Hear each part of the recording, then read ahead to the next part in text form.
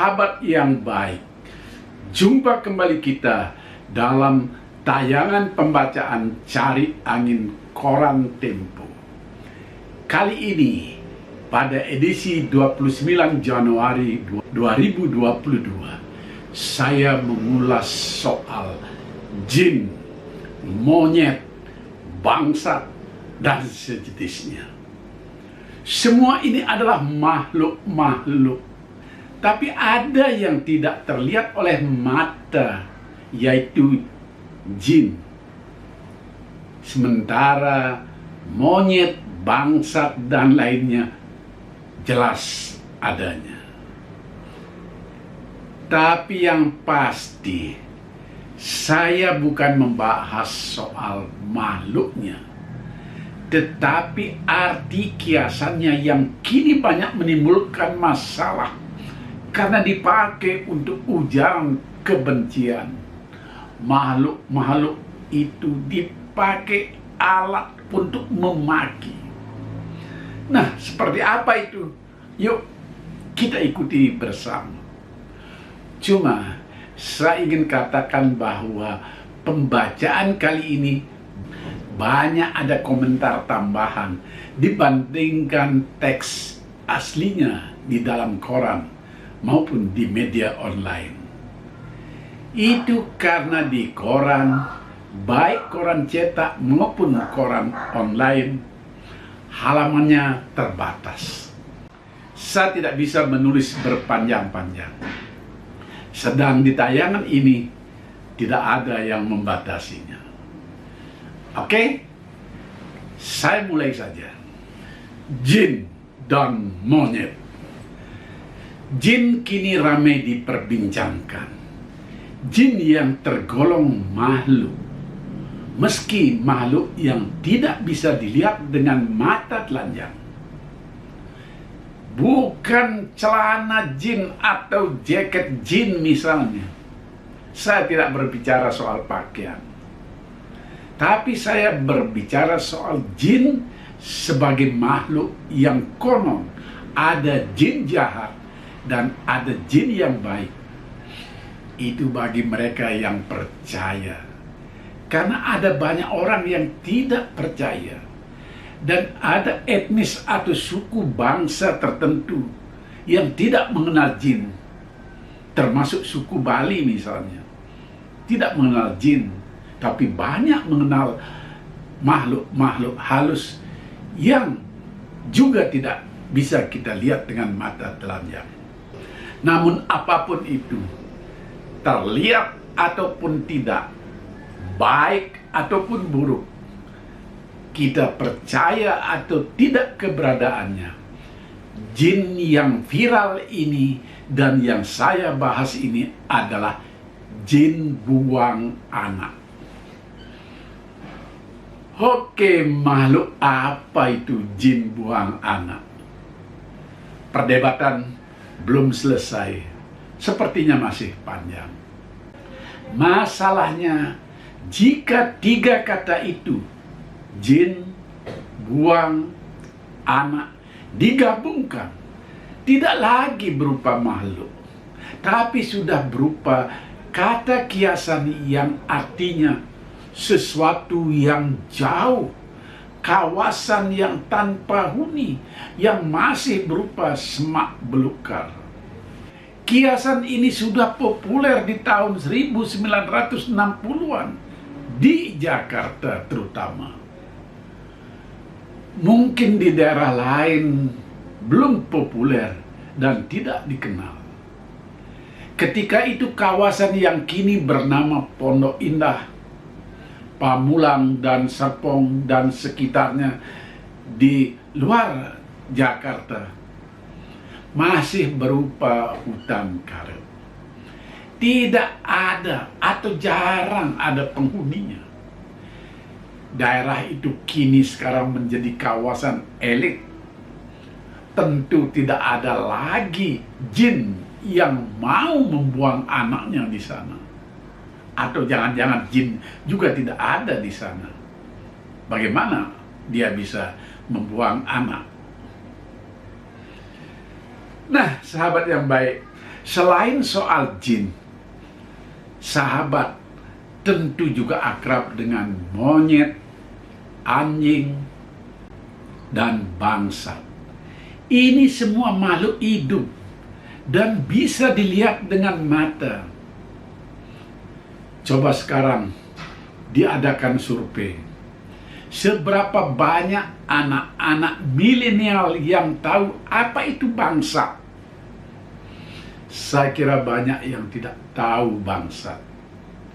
Apalagi bangsat sebagai hewan, atau tepatnya serangga kecil. Bangsat ada di dalam kamus bahasa Indonesia. Artinya adalah kepinding atau kutu busuk, yang di tahun 1960-an masih banyak dan masih populer. Kini dengan banyaknya zat pembunuh serangga, bangsat pun sudah hilang. Namun bangsat sebagai kata, sebagai kiasan tetap hidup. Seperti halnya jin buang anak, bangsat dipakai untuk memaki. Setidak-tidaknya ucapan dalam konotasi yang negatif. Kiasan ini bisa sebagai ungkapan kebencian jika dilontarkan di tempat yang salah. Sebagaimana orang memaki dengan sebutan monyet, bedebah, anjing, meskipun kata anjing diperhalus dengan bahasa daerah seperti asu, semua itu tetap menyakitkan. Mau contoh? Promo film Gundala karya Joko Anwar di televisi kena sanksi oleh Komisi Penyiaran Indonesia karena ada dialog yang menyebut-nyebut kata bangsa. Ini sudah lama, tahun 2012. Ada contoh yang lebih baru. Anggota DPR Arteria Dahlan menyebut Kementerian Agama sebagai bangsat di forum dengar pendapat antara Komisi 3 DPR dengan Jaksa Agung M. Prasetyo di tahun 2018, tepatnya di bulan Maret. Arteria, nama ini sekarang juga populer, mengkritik tajam penyelenggaraan umroh yang tidak bisa diselesaikan oleh Kementerian Agama. Lalu di sana dia bilang Kementerian Agama bangsat. Tersinggung berat dengan kata-kata bangsat itu. Akhirnya Menteri Agama saat itu Lukman Hakim Saifuddin meminta Arteria meminta maaf. Kalau tidak mau minta maaf, akan diproses secara hukum.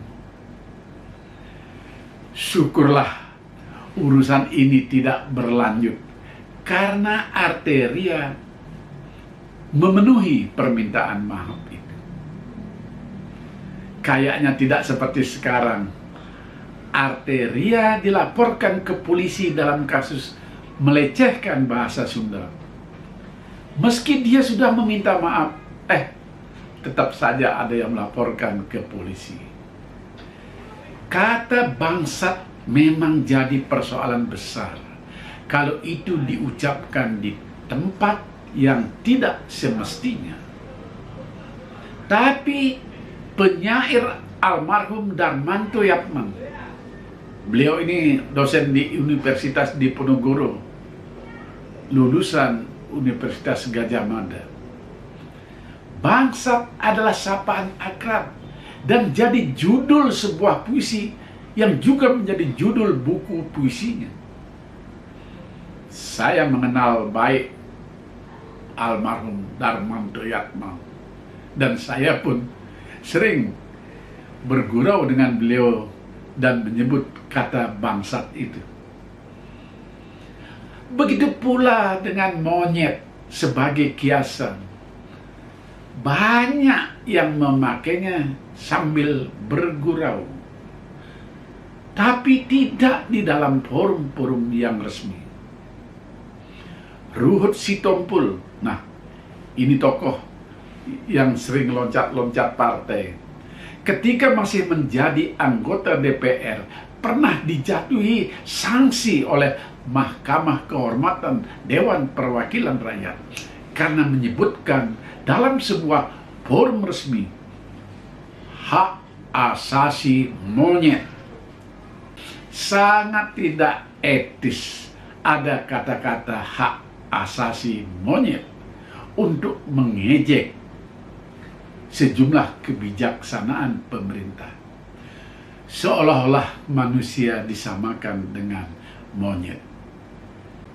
Sekarang kasus-kasus serupa seperti ini bertebaran di masyarakat. Yang paling baru dan viral, kasus ujaran kebencian yang menimpa Edi Mulyadi. Edi mengkritik tajam soal ibu kota negara yang akan dipindahkan ke Kalimantan Timur. Berbagai kata bernuansa negatif dilontarkannya. Jin buang anak, monyet, kuntilanak, gondrowo, entah apa lagi.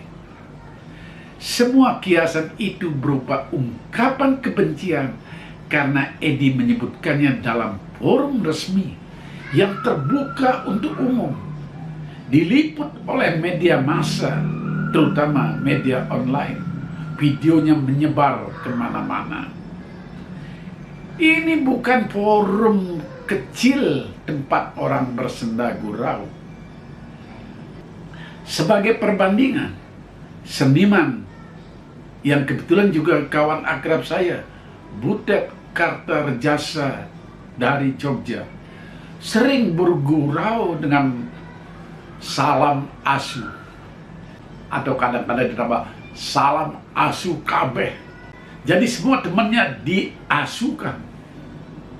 Atau budayawan Sujewo Tejo, mantan wartawan yang kini menjadi dalang terkenal, yang selalu menyapa karibnya sebagai cuk. Ini dari kata jancuk. Tapi Sujewo tentu menyapa orang-orang yang memang sang akrab dan dekat dengannya. Kepada saya pun dia risih dan tidak berani menyebut saya Cuk.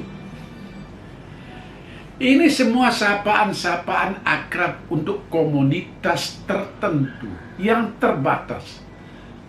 Sujewo menyebut teman-temannya Cuk. Butet memberi salam asu.